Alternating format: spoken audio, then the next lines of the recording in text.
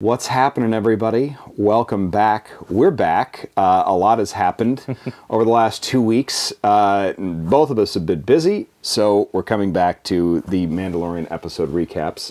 I'm Dan Umpton. And I'm Damon Tucker.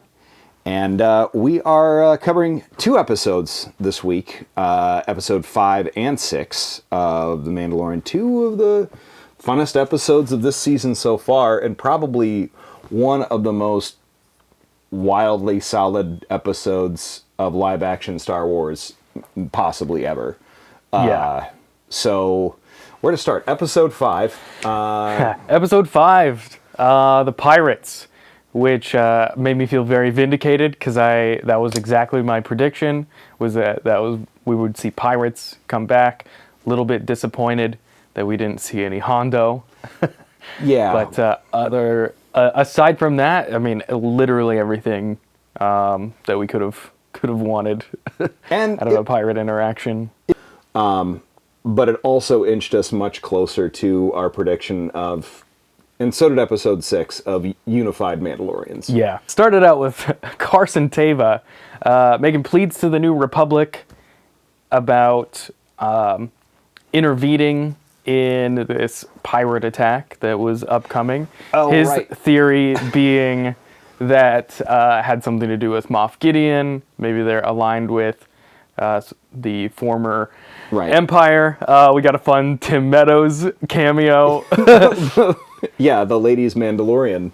It was with Elia Kane like in his ear the entire time. Mm-hmm. Like, it's just pirates. What are you doing? So it's clear that that confirms for us that, yeah, there is more going on, and Carson's right. And aside from the Tim Meadows cameo, we didn't get Hondo, but we got Zeb from Rebels for, I mean, really no reason and no explanation, but very cool to see a live-action Lasat, never seen before. It was very clear right away when we heard the voice that it was Zeb and not just some other, Lasat. Not that there's a ton of them running around the galaxy, but very much hyped right away. Knew that there was going to be tie-ins to the upcoming Ahsoka series and how the direction where they pick up where Rebels left off, as we saw with the trailers that dropped today as we're filming this now. Yes. But the New Republic shows how the bureaucracy, even when we saw in the previous episodes where they kind of get in their own way and we see kind of how useless they are in the face of trying to resolve problems. Pretty much no real governments are very functional in Star Wars ever. And the New Republic is, calling it just as bad. Like, the Empire was efficient, but very evil. Right. The New Republic is benevolent, sure, but very far from efficient. Right. Which is exactly how real life works. How real life works, and how Palpatine was able to garner separatist in the Clone Wars, and why there would be separatists in the first place. They're in there making the same mistakes. Did not take a Sith intervening to make some areas of the galaxy want to separate themselves from a republic that they don't feel represented by. And this was a good example of how a government can kind of fail its people. But we see Captain Carson Teva then show up to the Mandalorian covert. Like, hands up, and just like, I'm not going to tell anybody where you're at, but you probably want to go to Navarro, and here's why. Yeah. And so they have that little conclave inside the Armorer's thing, and you think that Paz is about to be like, actually, we shouldn't follow them, and this guy's an former apostate, but that he's just like, but he saved my son, and we're going, and everyone's like, because we're Mandalorians. And it was a pretty sweet moment. Yeah. And it was like, all right, that's great. So they're kind of united. We get a pretty sweet battle scene, getting to watch some Mandalorians regulate on these Very pirates. cool. I want to be honest also, like, some of the starship design in this is pretty great. Oh, absolutely. The pirate ship is pretty spot on. And then there's another starship in episode 6. Is the Quarren one new? I actually don't know. If it is. Might be. But I thought the design for that was pretty sweet too. Anyway, yeah, the Mandos kind of mop up. You get a lot of pause with the heavy artillery, and then you get the armor does not like ranged weapons. We find out. And very much a melee fighter. So that was pretty sweet. What else after this? Then. And then so Grief Karga then gives home to Mandalorians. He says you can set up base here on Navarro, wherever you want. This basically huge chunk of this planet is yours for as long as as long as you need until you can rebuild on Mandalore. So consider this your home base for however long you want. Was there anything in between that and the coda that we get at the end of that episode with Carson going and finding that Imperial shuttle? I don't believe so, but it was a New Republic shuttle, the one that they were transporting Moff Gideon into.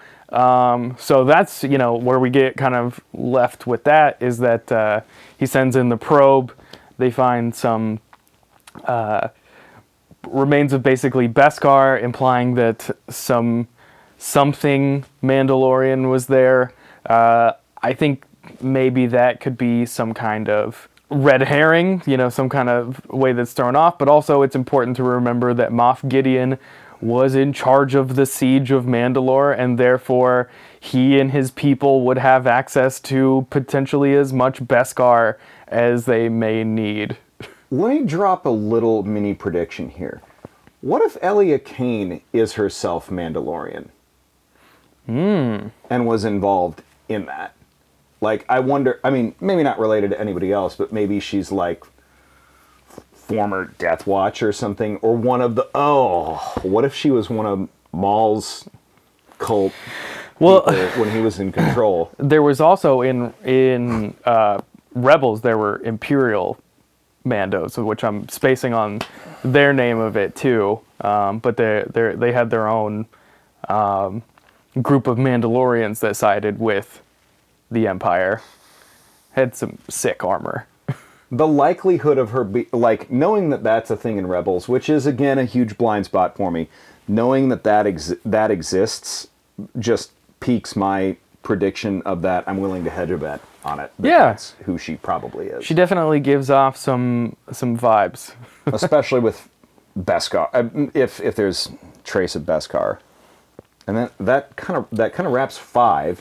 Yep. 6 was a fun episode, but it didn't feel like anything up until the very end really followed so much, but it was still fun. This was very much a side quest. But the cameos in it. We open up right away with Jack Black and Lizzo. Yeah. Not what I expected at all, but from the distance when the doors opened, I was like, that's Jack Black. Yep. Right away. And that blew my mind immediately. But they get, both Bo-Katan and Din get essentially a mission to solve a crime of why droids are malfunctioning and potentially hurting people on this planet where droids do all of the work and humans do nothing. Yeah, recommissioned Organic Imperial droids, recommissioned Separatist droids. I was a little bit curious that we didn't get as much from Din on his internal distrust of droids. He did have, a very brash approach with the droids, but he didn't seem afraid in the way that he sometimes does. Yeah. I mean, he was all about like he was critical in working with the Ugnaughts, and it was kind of funny how he kind of clued Bo in on, hey, you accused them of creating work that malfunctions, and they're taking that as an insult. Right. But it's weird that there's a droid bar where they give droids a thing that they decided to call Nepenthe anyway, but which is way too on the nose. But it's also wild that that's apparently a program that fixes programming, or supposed to, subtly. Right.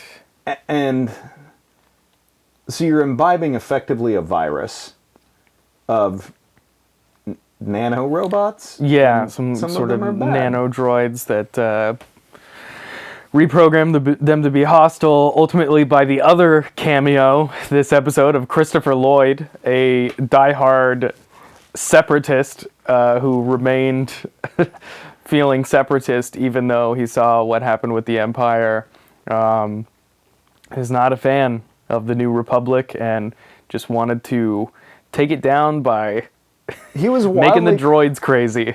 Well, he was pretty cartoonish at the very end. Where I didn't trust the old Republic. I didn't trust the Empire. I didn't trust the New Republic either. You're not gonna.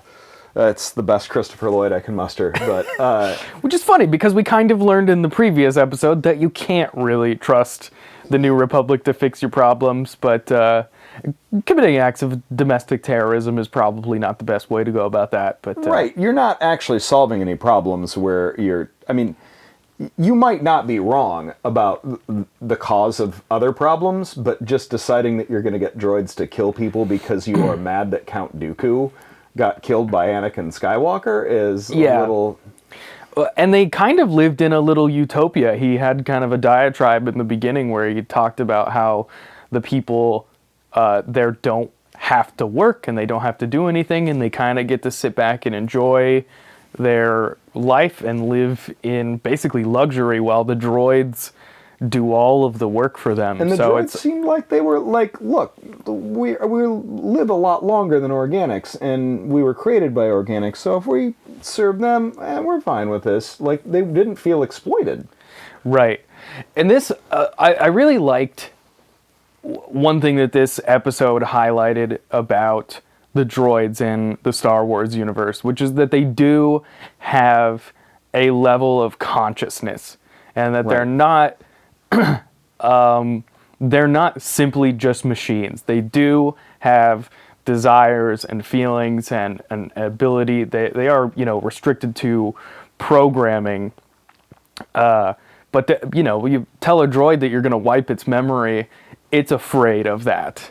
And that's a thing that's kind of touched on in some of the not film Star Wars universe, but the Bloodlines audio book that I've referred to a couple of times before. There's like an interesting scene where a computer is talking to another computer, and Leia has a moment where she's like, that's interesting that they're talking about like their feelings. I hadn't really considered that.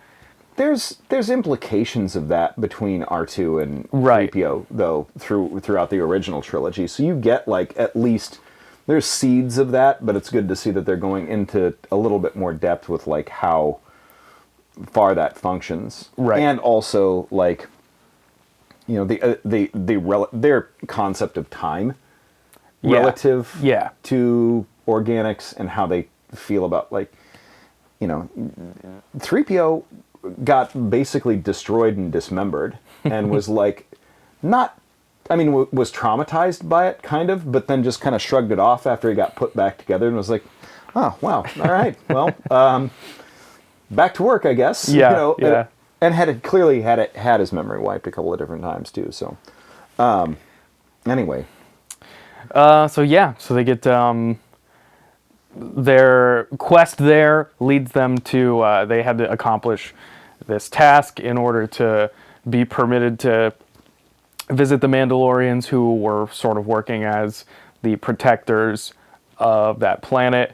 The leader of that Cove was Axe Wolves, who previously worked for Bo-Katan.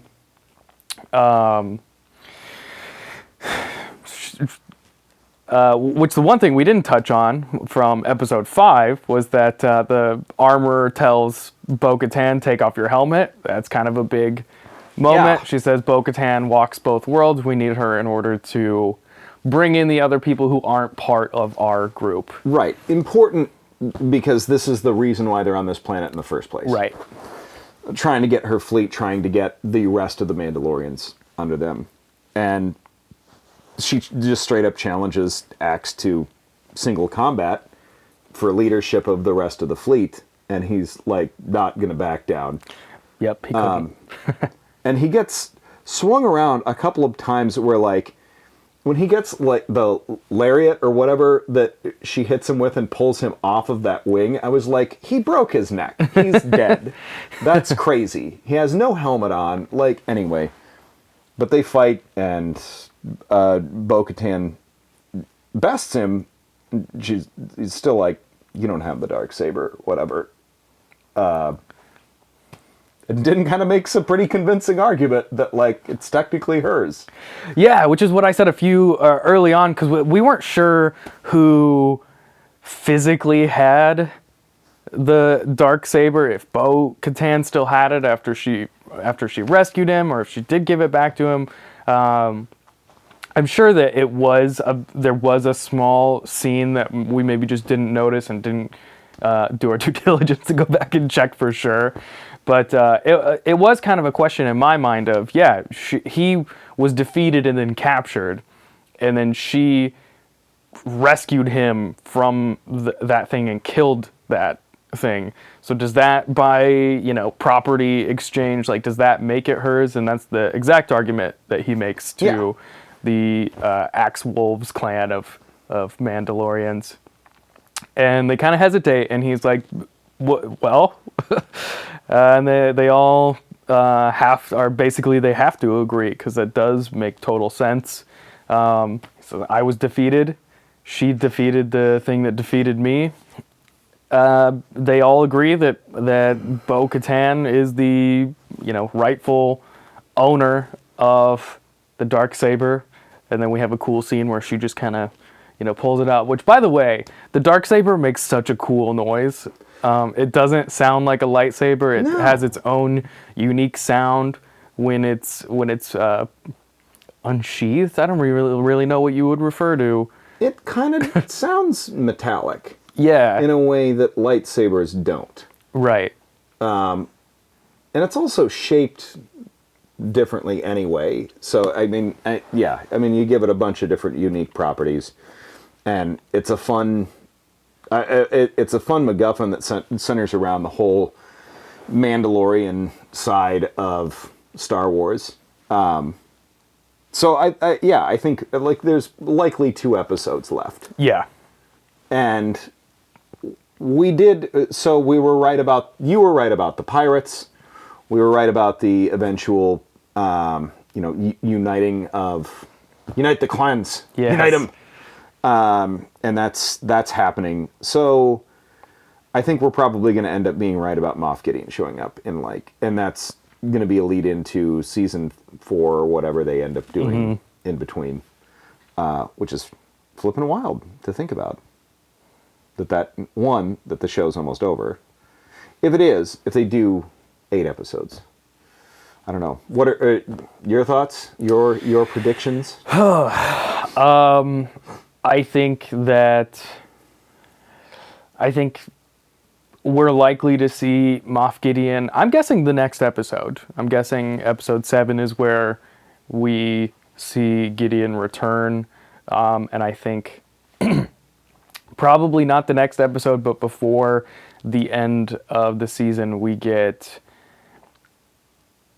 at least Gideon's intentions on what he wants Grogu for, and what his cloning intentions are, presumably to try to get a Force-sensitive clone, but maybe, if not just that, maybe also the the rest of the connecting history from where Grogu left the Jedi Temple with Kelleran, and then what kind of the rest of that middle ground is from where he was to where he is now. Yeah, I hope we get some of that backstory, and I'm going to call it now that I believe that it's more than likely that Gideon's intent in creating a Force-sensitive clone somehow has a line to the creation of Snoke. Yes. I'm guessing. Especially considering that they announced that Filoni's going to be involved in a new Star Wars movie that's going to involve Rey and apparently Ahsoka also? Really? I don't know. Yeah, I was under the intention that there's some kind of Avengers Endgame type of plan to bring these things together in some sort of movie, which is counter to what I said at least an episode or two ago, where I said, it doesn't seem like Star Wars has any intention of doing that, but if there's anyone to do it, it would be Filoni. So. Yeah. And I feel like he's earned doing that. I still want to see a Rian Johnson trilogy of whatever he wants to make. Me too. I still want to see, whatever story he has to tell that centers around like Mandalorian culture, stuff like that. I want to see that too. So excited for that movie. Well, that wraps it up for these 2 episodes. We will be back next week with episode 7. Thanks again, Damon. We will see you guys next week. Peace. Do you want to take like a few minutes and